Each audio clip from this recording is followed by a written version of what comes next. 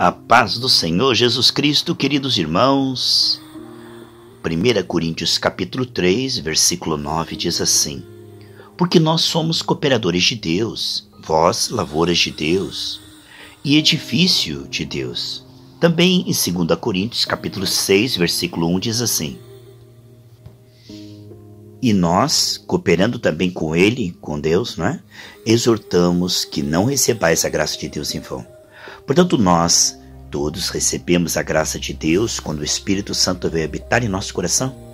Na nova aliança, precisamos compreender a dinâmica onde Deus nos dá uma parte de privilégio para participar. Neste Novo Testamento maravilhoso, queridos, pequenos detalhes fazem grande diferença. Temos recebido graça para ser fiéis. Temos recebido graça para cooperar com o reino de Deus e a sua justiça. Esse envolvimento, de uma maneira sábia, dirigida e confirmada pelo Espírito Santo, aprendemos na palavra de Deus e também por experiência ao praticar essa cooperação. Nós cooperando com Deus, Deus cooperando conosco. Na nova aliança, como o corpo de Cristo, como raça eleita, temos então o sangue de Jesus para nos perdoar e nos esconder, o sangue de Jesus para nos purificar neste processo, pois temos uma carne, e temos o Espírito Santo para nos ensinar a andar no Espírito, frutificar no Espírito. É aí onde vai a maturidade e os atos proféticos. Sim, meus irmãos, neste avançar e progredir no Espírito, nós aprenderemos a liberar o Espírito. Rios fluirão do seu ventre, de João 7, 37, 38. Olha, o que nós vemos é que essa liberação do Espírito, Provérbios 12, 17, diz que os que falam a verdade manifestam a justiça. Sabemos que a verdade é espírito vivificante, não é apenas informação, religião, não é apenas comunicação, estudo, mas é liberação de vida. Como Paulo escrevendo em Efésios capítulo 4, ele diz: olha, que a vossa palavra transmita graça aos que ouvem. Quando Jesus falava, a sua voz com autoridade, atos proféticos.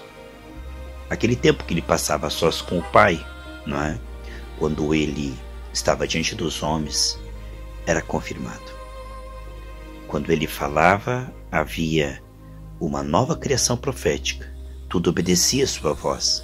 E ele diz em João 14, 12, quem crê em mim fará as mesmas obras e fará maiores. A prova disso é que Pedro, em Atos 3, diz: o que eu tenho eu te dou, em nome de Jesus levanta e anda. Em Atos dos Apóstolos, capítulo 19, versículo 11, diz que Deus, pelas mãos de Paulo, fazia milagres extraordinários. Em Atos capítulo 8, do 6 ao 8, diz que a multidão prestava atenção ao que Filipe dizia, porque via os sinais que ele produzia. Portanto, um ministério sensato, equilibrado, bíblico, que não tem heresia, mas que também tem o poder confirmador liberado. Porque o Espírito vai habitar em nosso coração. Mas quando nos quebrantamos e nos purificamos, Mateus 5,8 diz que aqueles que limpam o seu coração, que são puros de coração, verão a Deus. Ver a Deus é ver o seu amor por nós, é ver quem somos em Cristo. Quem Cristo é em nós. 2 Coríntios 3,18 diz que conforme nós contemplamos, nós somos transformados e liberamos esse desempenho. Em 1 João 4,18 diz que o amor de Deus afasta todo medo. O medo que reina sobre o homem desde a queda só tem um antídoto, que é a comunhão íntima com o Senhor pela graça. Não falamos de fanatismo nem de religiosidade morna. Estamos falando de andar com Deus como Enoque. É andar sempre conversando com Deus. Como diz em 1 Tessalonicenses capítulo 5, orai sem cessar. Esta vida com Deus é um processo que começa de uma maneira muito precária por causa da queda. Santificação zero no início. Quando a Bíblia diz em Romanos 3,23 que todos pecaram e crescem a glória de Deus, em Isaías 59,2 diz que o pecado ele cria uma cortina que nós não podemos perceber a Deus. Por isso ficamos perturbados vendo os efeitos da queda, né? O mundo que jaz o maligno, como algo invencível, né? Como algo superior a nós. O homem nasce separado de Deus, por isso ele tem esse senso de fracasso, traumas complexos. A sensação de que ele está numa batalha onde ele é menor, porque fomos feitos um pouco menor que os anjos. De que ele não tem recurso, nem saída, nem solução. Então muitas vezes ele se encontra em situações espirituais em que Jesus disse: em mim nada podeis fazer, né? Em que ele inclui a Deus.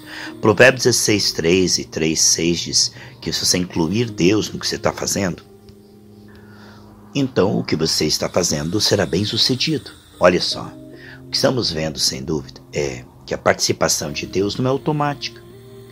Nós podemos escolher andar na carne ou no espírito. E à medida em que vamos exercitando o nosso espírito para ouvir ao Senhor, né? Através da meditação diária na palavra. Pedro, nem uma hora por dia pudesse vigiar comigo, cuidado, você vai cair na carne, vai cair em tentação.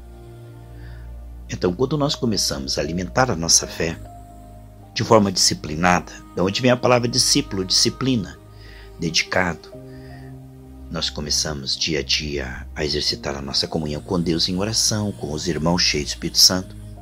Também repartindo o pão, ou seja, boas obras com aqueles que precisamos evangelizar. Aprendemos também no evangelismo e nas boas obras, por experiência. Não só aprendemos em ouvir pessoas mais ungidas que nós, que estão liberando mais a unção, entende? Mais sabedoria, mais comunhão com Deus. Mas também aprendemos em repartir o que temos recebido. Olha, você pode entender que é a prática que vai te levando a ser casa na rocha.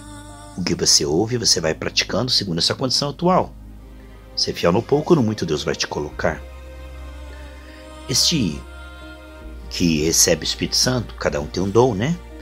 Deus levantou uns para apóstolos, outros para profetas, evangelistas, pastores, ensinadores da Bíblia, visando o quê? O aperfeiçoamento dos santos, levar os santos à maturidade, à estatura de varão perfeito, imagem, semelhança e domínio como a Cristo. Nós nascemos de Deus perfeitos, mas nascemos como bebês espirituais. E agora, à medida em que começamos a alimentar a nossa comunhão com Deus, com o corpo de Cristo, a repartir com o faminto, seja evangelizando com boas obras, orando pelos enfermos, o que nós compreendemos é que o Espírito Santo vai, então, tendo mais e mais oportunidade, e a unção vai fluindo e vai nos sarando. Esse tempo que era no início bem pouco com Deus, vai se estendendo. Vamos aprendendo a andar no Espírito. Como diz em Gálatas 5:16, andai no Espírito e não cumprireis os desejos da carne. Assim, a carne vai perdendo terreno, o inimigo também. E nós vamos aprendendo a andar no Espírito e frutificar no Espírito. De glória em glória, de fé em fé, de fruto para mais fruto. E essa cooperação com Deus e Deus cooperando conosco, novidade de vida. Deus nos fez capazes, 2 Coríntios capítulo 3, do 5 ao 7, de ministrar no Espírito. Tudo está pronto.